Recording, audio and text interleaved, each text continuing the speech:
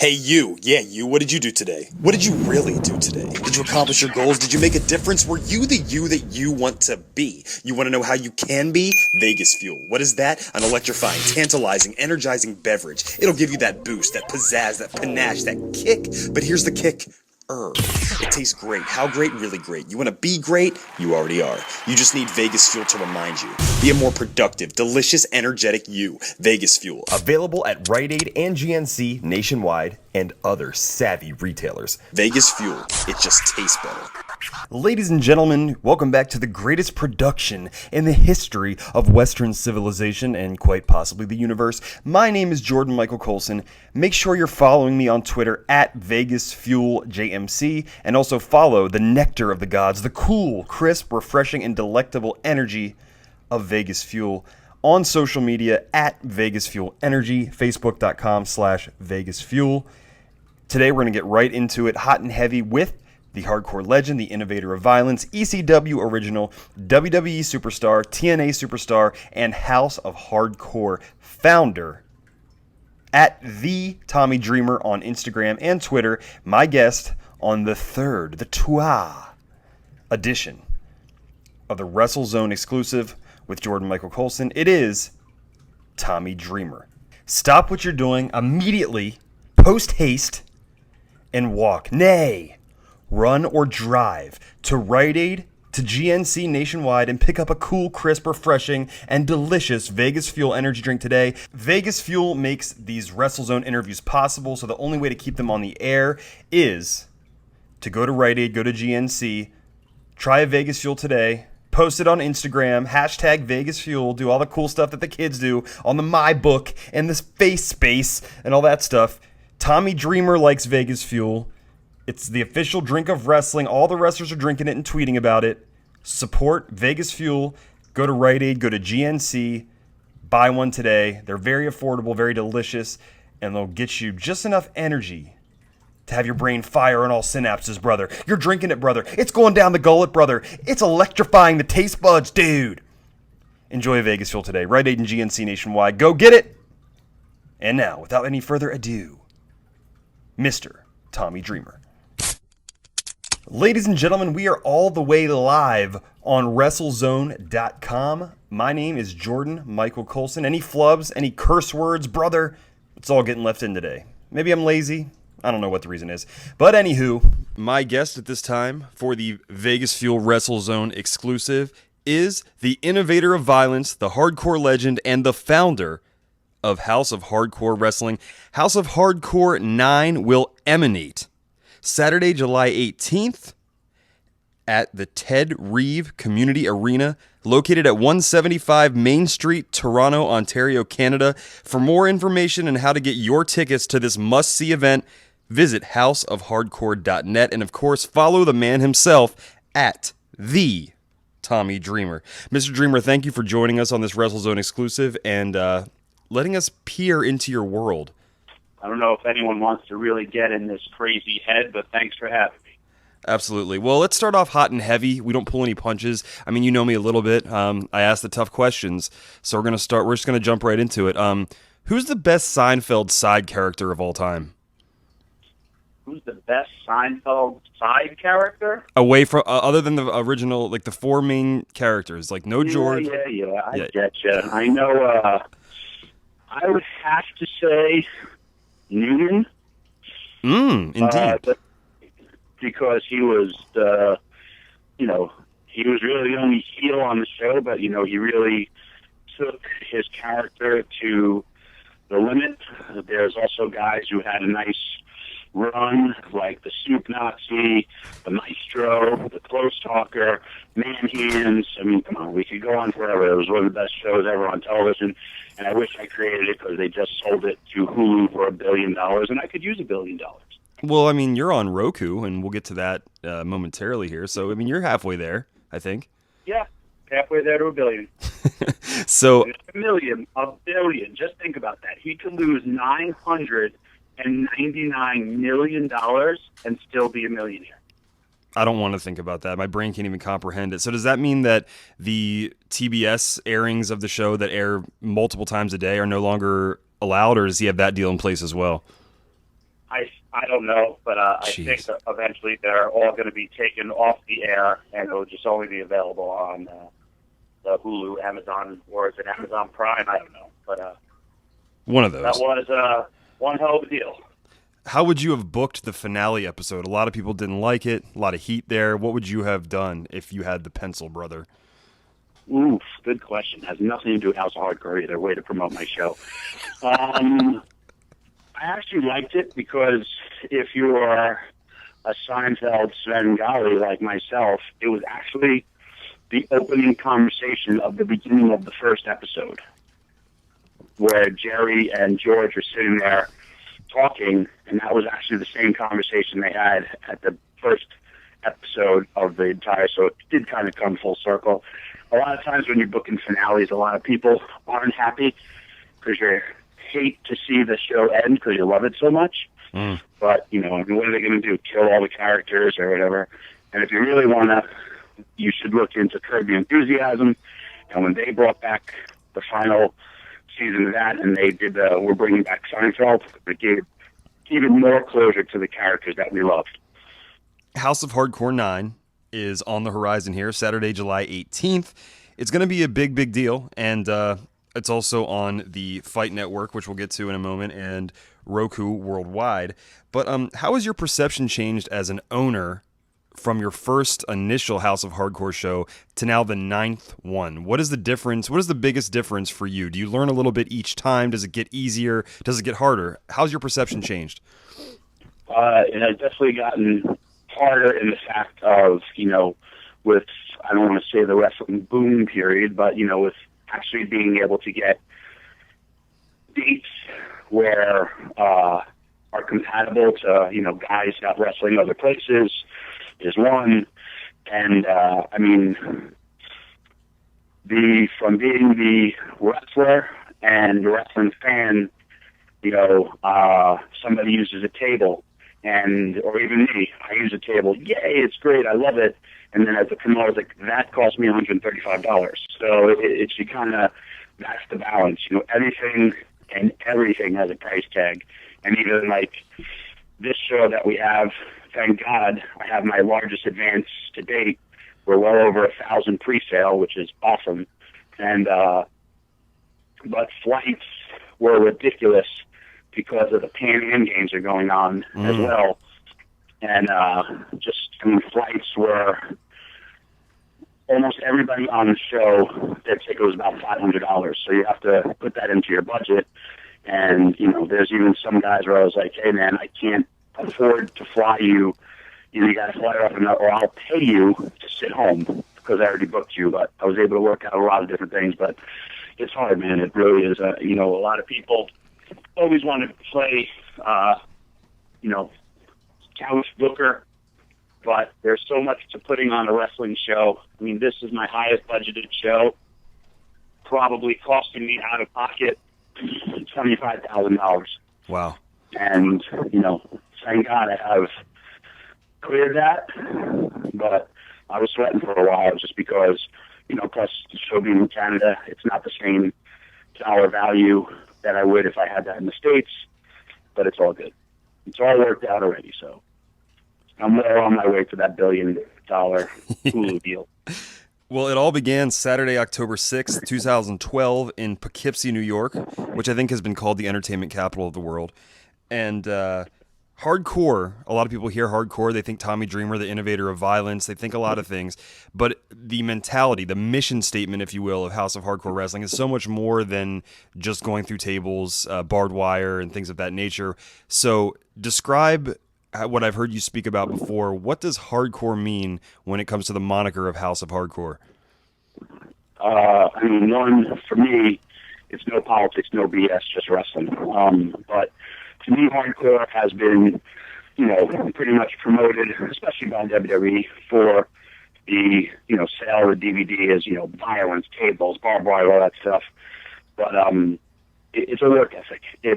I'm going to do whatever it takes to put on the best match I can, and whether if I'm a hardcore wrestler, you know, a lot of people, especially from, you know, all my experiences first came from ECW, Eddie Guerrero was a hardcore wrestler.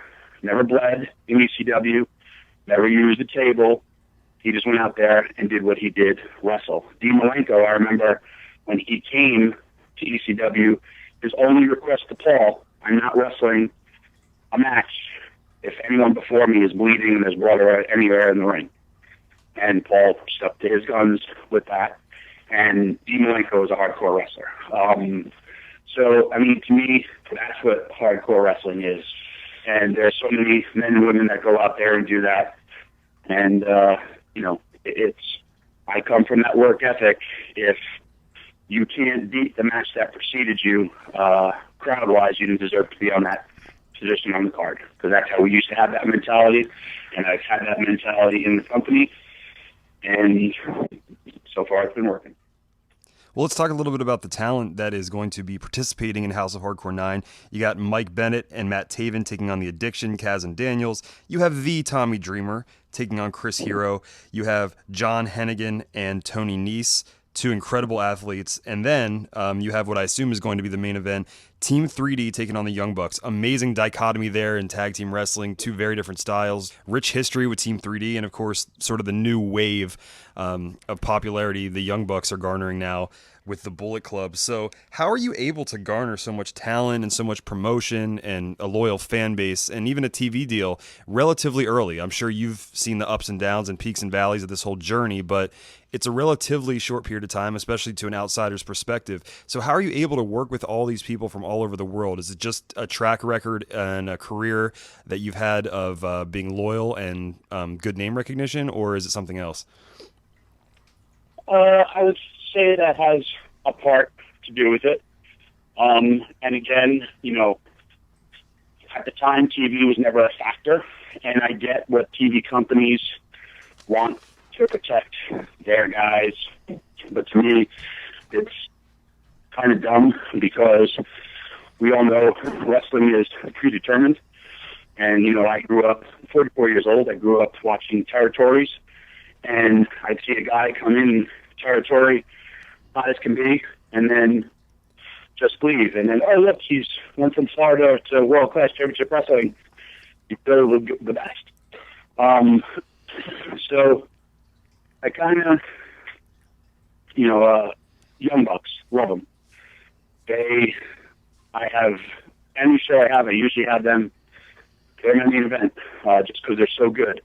And, you know, I kind of try to work around their schedule. So, hey, I'm doing a show here. Are you guys in Japan or whatever? If, you know, things continue to move, they would be the first people I would sign to a contract, and not give them exclusivity because I want guys to work anywhere. But just, hey, if I have a show, you have to work it, you know? So it kind of goes like that, and it's availability. And, yeah, you know, I mean, TNA has helped me out with sending me guys, you know, Ring of Honor. I have, you know, Lucha Underground. Hell, Rhinos works in NXT. Hell, I work in NXT. I think, you know, in a couple of years I could develop into a really get on that main roster. But that was a joke. But it's what the fans to me want to see. And there's so much, not even that it's a super show. I have the perfect mix to me every show. Everybody is specifically picked, you know, market specific, as well as the mix of veterans, guys in their prime, and unheard of, you know, or independent wrestlers that are super duper talented and are then, you know, given the shot. There's a couple of kids that I'm using that are, you know, Canadian locals. I wouldn't bring my own students to Canada, plus I don't even know if they have passports, but they're not going to sell me a dime up in Canada, you know, but they'd help me sell tickets if I was running a show in, you know, Poughkeepsie, and or same with, you know, Canada. I would use local guys up there, but they have to be still good in the ring to be able to perform, because I'm a stickler for, I don't care about your gimmick, I don't care about what you do, your in-ring matters the most to me. So that's really my only criteria. How dare you be not a good wrestler to be on a wrestling show? But that's my only thing I really require, is be a good wrestler. Seems like a fair concept to me. And again, we're talking to Tommy Dreamer at the Tommy Dreamer on Twitter, and you have ventured into the Instagram world. I don't know if as many people know that, but it's a hell of a profile. Thank you. Yeah, well, I appreciate it. Saturday, July 18th, House of Hardcore 9. 6 p.m. is your meet and greet time and a 7:30 bell time there. Visit houseofhardcore.net for more details and ticket information. So, to the detractors of professional wrestling as an art form, as a sport, if you want to call it that, with television networks, with online networks, with cable, with live streaming, Roku, apps, YouTube, tablets, overseas markets, people say that because TV ratings are slightly down from the most prominent period in wrestling history, that, oh, wrestling's on a downward trend. But with all the things I just named, all those mediums, is it possible that more people actually watch and consume wrestling today than ever before? I would say so, especially again, one, social media has totally changed the face of television, not only in wrestling. When you look, whatever's trending is usually like on a Monday night, on a, even House of Hardcore is trended every Tuesday. Yep. Now Tough Enough, Total Divas, Ring of Honor, TNA, it's always trending. SmackDown, Lucha Underground. So if there's, a New Japan show, it's trending. So I do feel more people have the accessibility of able to watch, television. Or watch their favorite product, and New Japan is available online. There's so many different ways to stream what you want to watch if you're a fan. So, to me, who wins? Wrestling fans. And if you are a network, you look at how TBS got on, you even look at, Destination America. I heard of Destination America before because I like food and I knew barbecue pitmasters, but I didn't know what network they were on. I just knew it was actually my TiVo knows I'm fat, and TiVo put it on my wish list. So then I would watch that show because I think it's a cool show, but I had no clue what network it's on. Now everybody knows Destination America. So if, even if you don't get it, but people know, oh, wrestling's on that channel. So I think wrestling has the greatest, most loyal fans out there. And from, Field of Dreams, if there's wrestling on, fans will find it. And, that's, to me, if I'm a businessman on a network, that's where I want to go to. I have wrestling on my program and, take it from there.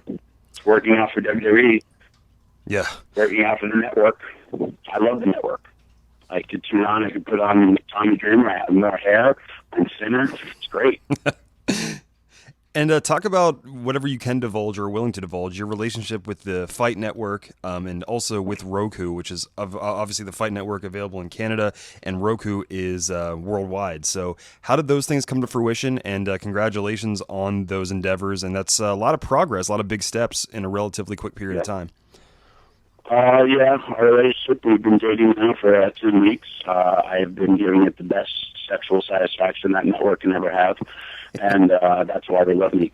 No, seriously, it was a great opportunity. They gave me 10 weeks to help promote my show, and I gave them programming, so it was a win-win, and I think that also helped with my very, very large advance pre-sale, and it's actually tonight, as we're recording this, my last episode airs.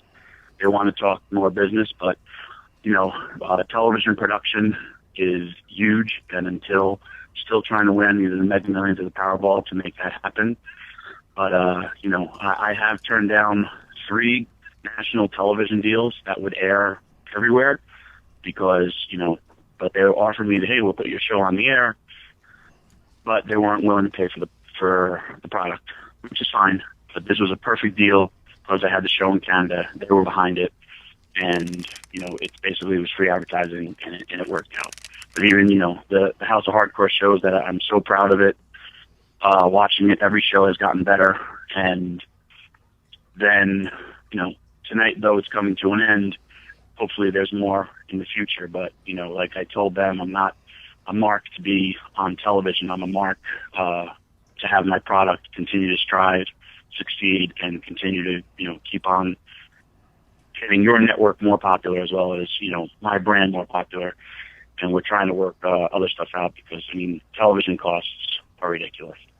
And I told them, hey, without financial support, I'd be out of business in, 2 months. My father was a school teacher. I did not have a company giving to me. I don't have, rich parents. This is my own money. This is my blood, sweat, and tears of wrestling for 25 years. This is my kids' future, my family's future that I've risked. And so far it's paid off.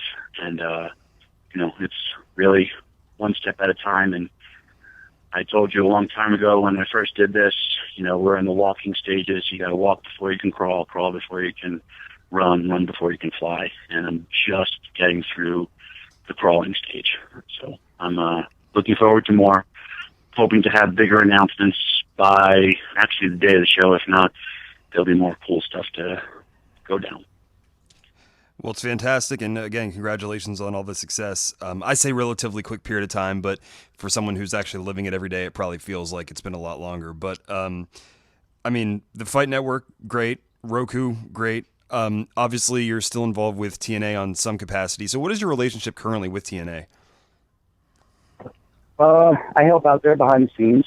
I was actually given the hardest task ever, where I had to agent a Robbie E match. Versus, Jesse Goddard's in a hardcore street fight, and trying to get Robbie over. That was the hardest task I've ever had. But I did it. I should have just retired right then and there because I don't think I get any further with Robbie. But I help out there, and I have a great relationship with them. When I get up front you, I have to call Ring of Honor to get everyone's travel. I've helped out in WWE. So, again, man, I treat people how I want to be treated. I don't, everyone, when I showed up at NXT, everyone's like, how do you do this if you work for TNA? I'm not under contract with TNA. And when WWE contacted me, even though I'm not under contract, I still told them. And I said, hey, listen, they want me to do this. And they were just like, okay, cool. If they want you to do more, please let us know. That's it. There's no, to me, that, behind the scenes or, I'm going to show up on the other guy's TV, brother. Those days are done. There's no reason to be a shady, corny pro wrestler.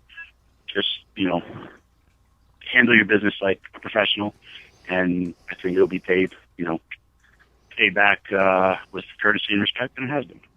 When agenting a Robbie E endeavor, do you ever try to implement like the non-carny training into him as well, or is he just a lost cause in that aspect?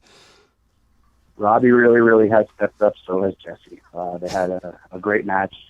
I honestly, truly couldn't have been prouder of both those guys because the internet was glaring over a bro-man match. And they've always been really, really good. But, when you're put in that role to first be the heel or the comedy act, and then to try to take it to the next level, it's harder. But I watched guys like Stevie Richards, who was just a sidekick, or, at the time Nova, and they, went on to more believable characters. And, so if, I'm just going from my own experiences in life and trying to pass on the knowledge that I was blessed to get, and I've said this before, I used to come through that curtain and I would have Paul Heyman, Kevin Sullivan helping me. How do you not learn from guys like that? And even 25 years in, actually when I was at the NXT event, I worked the first night, I did something in the ring, and I said, man, if I change this stuff up, I think I could try to get something over better. I did it the second night, and it got over like $1 million. And I learned something 25 years in, working with a guy who's in the developmental system, and I was so excited about that. I felt like I was the kid developing because I was like, yes, I knew I wanted to try it. I wanted to place this move sequence somewhere, and it got a better reaction than the next night. So I was so happy that 25 years, look and learn. So every experience is different, and that's what I love about it. I'm going to name a few names here, and this is just my opinion. I want to know how far off you think I am in my assessment here.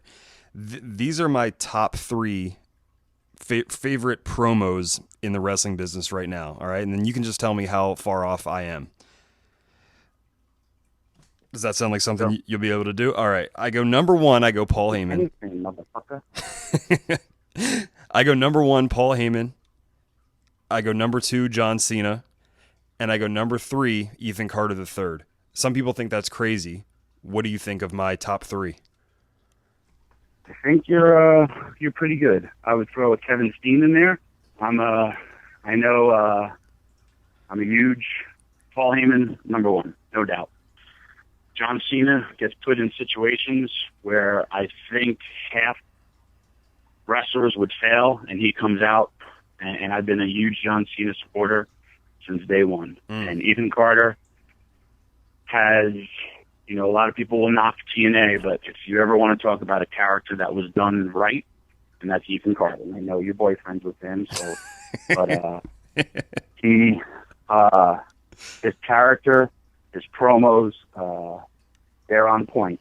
And as long as he knows to stay a heel, he will be a heel. And if he doesn't try to sway, get swarmy, because he could be the ravishing Rick Rude of this era, in the sense of Rick Rude was always a heel. And if they cheered him, he turned them. And, there's no money in Ethan Carter as a babyface right now. And if he stays the way, he could be, a huge star and a huger star for the business and to help TNA continue to grow. I totally agree. Can you compare the wrestling business of today to the wrestling business of the early 90s? And what are some of the biggest contrasts, or is it just a completely different landscape altogether that's not even comparable? The business is changing. You can't compare, because they were such powerhouses, and it was the ratings that were going on were off the charts, and I'm not talking like off the charts for wrestling. It was off the charts for television. So it's not a fair assessment to do that. It's just me. There's companies, there's guys out there making a living, working. If it's Lucha Underground, if it's TNA, if it's Ring of Honor, and as well as Indies, and there's guys making a living doing what they love and following their dreams of professional wrestling. So that is cool. But during the Monday Night War era, there were guys making a lot of money doing that, and they were only exclusive to two companies. And but it hopefully it could change, but I don't think there's a comparison. But it's cool to see a lot of men and women getting an opportunity, as opposed to the 2000s when the bubble kind of burst. Well, we took a few listener questions here, and one of them I think is somewhat relevant. I don't know if you can speak on this, but Mike from Hanover, Pennsylvania, very scenic and historic area, he wants to know, when will House of Hardcore be on USA TV? I don't think he means the network itself. I think he means in America. Well, he could go to Roku and watch it, but that is He's probably talking national television. I don't know. Mike, hit up every network you know and ask them. Again, that's where I'd love to be. Again, I did not think I'd have Fight Network behind me. All you need in life is an opportunity and someone to believe in you. I had that with the Fight Network. They're still trying to make progress. I hope it continues. And I have a really good people behind me, and I have a great business plan. And I know with Fight Network, they had the most social media buzz than when they announced that they had UFC coming, because they carry UFC up in Canada. They've had their most subscriptions to the Fight Network since House of Hardcore, and that is huge. And, social media, like I said, television, it's all right there, advertises, all that stuff. So, it's worked out. It's been a win-win for both of us. And, hoping, if I will always be indebted for what they've done to me. And again, you never know. Hell, if, Viacom or whoever, television companies are getting purchased by bigger television companies left and right. So I got good people in my corner, and hoping to continue to, let my company grow. We'll talk about House of Hardcore from a business and a narrative perspective. The last show that I attended in Philadelphia was fantastic. It brought back some elements that I think all wrestling fans love: the unpredictable environment, anything can happen, surprise run-ins, brother. So how do you prepare for a show of this magnitude, especially one that's going to be on July 18th in Toronto, Canada? What goes into the preparation from a narrative perspective, from using all the talent, and you only have that one night really to tie all the storylines together because you may not have the same talent on the next show. So what goes in and what goes through your mind when planning for a House of Hardcore production? First of all, I kind of revert to being a kid, and I used to play a wrestling dice game called Superstars of Wrestling, where I guess I became my first ever booker, and I would, play that all the time. It was a big part of my childhood up until I was a teenager. How I ever got laid, I will never know, because I would play a wrestling dice game and draw blood on Star Wars figures and G.I. Joe guys. Anyway, the first is just being a fan, see what fans would want to see, and letting them be part of an experience, and that experience is the show itself. And I want to give them the most value for their dollar and leave there saying, I have to come back and see another one of the shows. And so far, we've kind of accomplished that, which is cool. And really just kind of keep on plugging away that way. And, without television, it's hard to do storylines or stuff like that. So that's kind of why, again, it's, no politics, no BS, just wrestling. And if I had that, I would have a little bit more compelling storylines. But I think in this day and age, unless two guys really got into a fist fight in the back and two guys really didn't like each other, it's hard to tell people, oh, I hate this person, or stuff like that, unless they did meet like a Robbie E, where you would say, I hate this guy, or an Ethan Carter, like, man, he's so full of himself. But it's hard to portray that. So, kind of just, again, like you said, you were there, it was a blow-away show, and just be like, wow, and kind of give the fan every single thing, and, for this show coming up, I have 4 surprises. As before we go back to one of your original questions is what's the difference? I would love to have advertised these guys, could have sold me some more tickets, but because I have such a good house, here's your reward. Thank you for coming to my show, and I cannot wait for you to explode when you saw this person. Same with, from the old days of ECW, when anything could happen, Ethan Carter was supposed to wrestle me. We had a little bit of TV behind us. He tore his biceps, so he says. And then, when he showed up at my show, and, his big disguise was he wore a hat. And people were like, oh, my God, it's him. When he did the big reveal, we didn't need a mask. He didn't have to come from under the ring. He ran down the ring with a hat on and a referee shirt, and then screwed me out of it. And then was like, no way. And then all of a sudden here came Rey Mysterio. It was like, oh, my God. And I love that stuff. So that's, to me, again, and I know you and I have talked about this, it's the experience of going to a show. You look at Grateful Dead fans, they will just talk about, man, I never went to this show. I went to that show. Edge is a big music guy. He goes to Pearl Jam concerts, and he could tell me a set list from a show that he went to, and I'm like, it's the same show. He's like, no, it's not. And he'll go well into it, and he buys the poster like a little fanboy of them, and it's just because he's a fan of them. And that's what I want people to be, just like blown away. I love this show. My friends are deadheads, and, even though they'll be stoned out of their head, they'll be like, oh, man, I got this tape from 74 when they did it in San Francisco. I'm like, well, I got them when they're at Madison Square Garden. And it's just, and they just sit there and talk about it. I know it was, Dusty Rhodes passed away, and he was my guy, and I've been messed up from it because I loved him so much. He was my hero.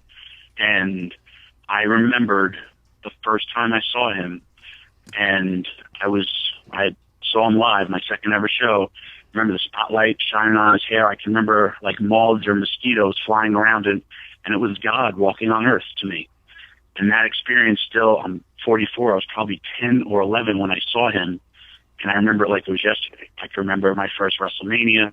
I can remember me and my dad sitting next to each other watching Ric Flair and Ricky Steamboat wrestle at the Meadowlands for 45 minutes. And, you know, my dad's no longer with me, but I can remember that moment. I enjoy it. You know, it's cool. And I want, you know, I love when I see little kids next to their fathers and next to grandparents, and that's what wrestling does. It transcends it. And you can see, I just watched the Avengers movie. Great. But I totally forgot it was Avengers 3.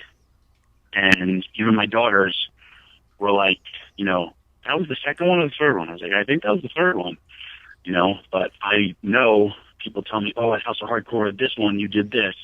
That's what I want people to remember. Same like Jimmy Snuka jumping off the top of the steel cage. Everyone, you know, will talk about it is because WWE always made it special. Now we're not really thought about to make things special. It's, oh, Monday Night Raw happened, and let's get to SmackDown. But I want every event to be special. Well, can't really say it much better than that. Tommy Dreamer, it's like a freaking lesson every time I talk to you. It's awesome. We touched on this, but what can people expect on July 18th when they fork over their hard-earned dough, put a ticket down, put money down for a ticket for House of Hardcore 9? What can they expect to take away from that event? One of the best shows they've ever seen, in the sense of why they love professional wrestling. They will be entertained, and I know for a fact because, one of my surprises is so excited to be there. 2, the Dudleys, Team 3D, they haven't performed in Toronto in either 10 or 12 years. And I was talking with Bubba earlier, and he was like, dude, I can't believe it's been that long. And who knows if he'd ever, you know, if and when he'd ever come back. Because you turn around, you blink, and wow, it's 10 years later. Tracy Brooks, she's saying goodbye. You know, she's a local girl, did good in her career. You know, hey, she's able to go home and just say goodbye. And I've done that for a lot of talent, and I will continue to do that because of not only do wrestlers need closure, but so do wrestling fans. And it's, you know, I hate, and I know a lot of people, it's, you know, you leave WWE and people think, oh, you're no longer wrestling. It couldn't be further from the truth. And, you know, just to have that final goodbye, that final thank you to all the fans. I did it for, you know, my own wife, Beulah. I did it for, hey, I'm, you know, never going to gag with Terry Funk again. To me, stipulations mean everything. And, you know, for a way to just, for people to call it a career, it's a lot easier to do with women because wrestlers always want to hang on way too long. But, you know, Tracy's kind of been out of the business for a while. She's happy being a mom, and she saw what I did for my own wife, and she was like, you actually made me cry. I said, hey, one day I hope to do that for you. And she was like, okay, like joking. And then I was like, hey, guess what? I'm doing a show in Toronto. Get on the treadmill, fatty. Start working out because I'm going to do that for you. And, you know, we've had that relationship. She sends me more fat jokes than Bubba does. But, again, I'm so happy to give that to her because, to me, she's earned it. She was, you know, one of the original knockouts. She did everything in TNA. She worked in TNA. And just because you leave a company doesn't mean, you know, you're out of the business. So what you can expect is everything. I want you to laugh. I want you to cry. I want you to say, holy shit, this is awesome. This guy sucks. Holy fat. Tommy Dreamer, why are you wearing that? And anything like that. But I want you to really, really enjoy yourself, and I think you should. The only surprise I will tell you will not be there. He's been my surprise a lot, is the Sandman, because I can't get him into Canada, people. There's a lot of red tape, and I don't have WWE money. He was actually the funniest, because once I announced House of Hardcore in Toronto, he's like, dude, I cannot get into Canada. The only company that made me get into Canada was WWE, and I'm not paying $20,000 to go work for House of Hardcore. Like, you got it, bud. Thanks. See you next show. So there's a big internet scoop. Perfect. Now, is there any apprehension? You got to worry about how you stagger this Tommy Dreamer versus Chris Hero match with the John Hennigan Tony Nese match, because I mean, aren't you and Hennigan and Nese going to do a lot of the same maneuvers? Oh yeah. Well, I was going to do my 450s and all my cool stuff, but maybe Hero can do all that stuff. I'll just take it all. All right, that makes sense. Star physiques. I don't want the fans to mistake the Tommy Dreamer Chris Hero match with the physiques of John Morrison and Tony Nese, because we're similar with our abs and our lean style. It's all true. Who do you like in the All-Star game tonight? Don't give a shit? I don't even care. House of Hardcore's final episode is on tonight. That's all I care about, bro. Oh my gosh, definitely. But yeah, they added it to, who's going to get home, field advantage. Who cares? It doesn't really matter. To me, it should be just like the home run derby, just about being fun. And, but, once ratings are involved and money's involved, that's why they do. There it is. Words of wisdom. It is House of Hardcore 9, Saturday, July 18th. The meet and greet is at 6 p.m. with a 7:30 bell time. You're going to see Team 3D versus the Young Bucks, Mike Bennett and Matt Taven taking on the Addiction, Tommy Dreamer himself against Chris Hero, John Hennigan battling Tony Nese, and so much more, plus surprises guaranteed. This all emanates from the Ted Reeve Community Arena at 175 Main Street, Toronto, Ontario, Canada. Tickets and information available at houseofhardcore.net, and follow Mr. Dreamer at the Tommy Dreamer. Tommy, thank you so much. I know you don't do a ton of these, just myself and Stone Cold Steve Austin that I know of. If there's others, I don't want to know about them. But we're probably, we've both done about the same amount of stuff for wrestling, Mr. Austin and I. So I think it fits. But I do thank you for... I just did Taz's. I appreciate it. Yeah, absolutely. Taz, the Human Podcast Machine, of course, played.it, I believe. So check that out after you listen to this, of course. And Tommy, thank you so much. Don't forget about surprise, the world's oldest rookie, Rhino. He has an open challenge to anyone in the business, so that's a guaranteed surprise match right there. Ooh, that is true. And there's so much else going on that night. I don't mean to shortchange it. So run over to houseofhardcore.net right now. And I've heard a rumor that you have to be careful with that .net.com thing. 100%. You can go to both, but one, if you're at work, one won't allow you to go on it. And or if you're at home, it's a good way to just, tell your significant other that, I was just trying to go on houseofhardcore.net, and this came up. I make that mistake like 3 times a day. Thank you so much to Mr. Tommy Dreamer. Again, follow him at the Tommy Dreamer and pick up a cool, crisp, refreshing Vegas Fuel at Rite Aid and GNC Nationwide. Thanks, Tommy. You got it, buddy. I'll talk to you. Vegas Fuel. Get some today at Rite Aid and GNC Nationwide.